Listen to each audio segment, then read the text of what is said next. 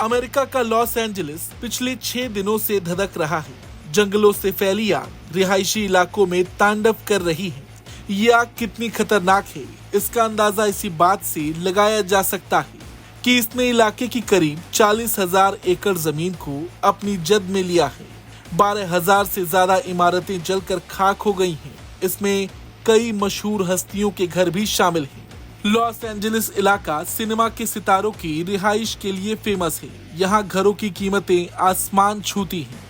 दक्षिणी कैलिफोर्निया में स्थित लॉस एंजलिस देश की फिल्म और टेलीविजन उद्योग का केंद्र है। इस इलाके में फैली आग से अब तक 16 लोगों की मौत हुई है, लेकिन अमेरिका के तमाम अखबारों और वेबसाइटों को खंगालने पर पता चला कि ये आंकड़े अभी शुरुआती हैं। कई लोग लापता हैं। करीब 2 लाख लोगों को इस भयानक आग के चलते विस्थापित होना पड़ा है। वहीं 1.5 लाख से ज्यादा लोगों को किसी भी वक्त घर छोड़ने के लिए अलर्ट मोड पर रहने के लिए कहा गया है। अमेरिका की तमाम एजेंसियों के आंकड़ों के मुताबिक लॉस एंजलिस में लगी आग अमेरिका के इतिहास की सबसे खतरनाक और महंगी आग हो सकती है। रिपोर्ट के मुताबिक इस आग के चलते 135 बिलियन डॉलर से 150 बिलियन डॉलर यानी कि 11 से 13 लाख करोड़ तक का नुकसान हो सकता है। वहीं खाक हुई संपत्तियों में 8 बिलियन डॉलर की संपत्ति ऐसी है जो बीमा के दायरे में आ सकती है।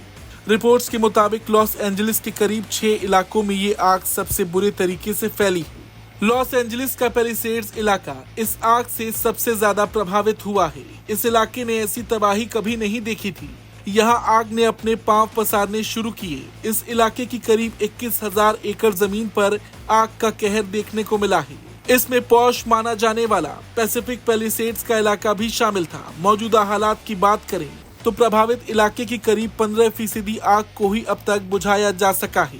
हर्स्ट में भी काफी तबाही मची है। बताया जा रहा कि इस इलाके में 7 जनवरी को आग लगी थी। इसने यहाँ के 775 एकड़ जमीन को तेजी से अपने प्रभाव में ले लिया।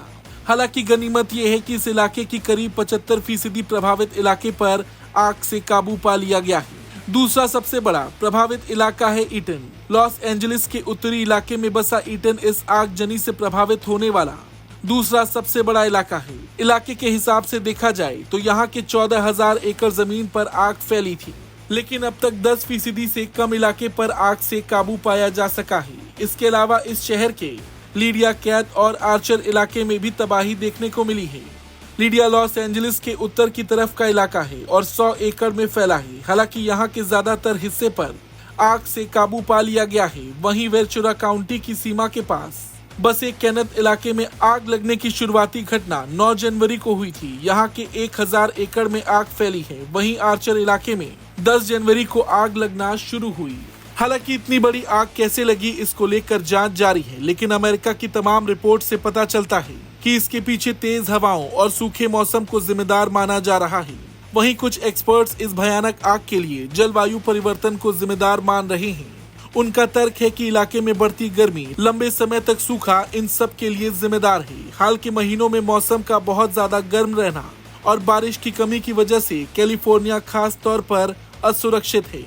अमेरिका में दक्षिणी कैलिफोर्निया में आग लगने का मौसम आमतौर पर मई से अक्टूबर तक माना जाता है, लेकिन राज्य के गवर्नर गेविन न्यूसम ने पहले ही बताया था कि आग लगना पूरे साल की एक समस्या बन गई है। इस भयानक आग ने इलाके में प्रदूषण को बड़े पैमाने पर बढ़ा दिया है। लोगों को नल से पानी पीने तक के लिए मना कर दिया गया है। कहा गया कि वो सिर्फ बोतल बंद पानी का ही सेवन करें।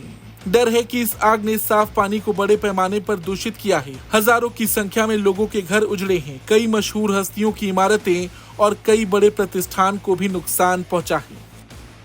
ब्यूरो रिपोर्ट, भारत तक।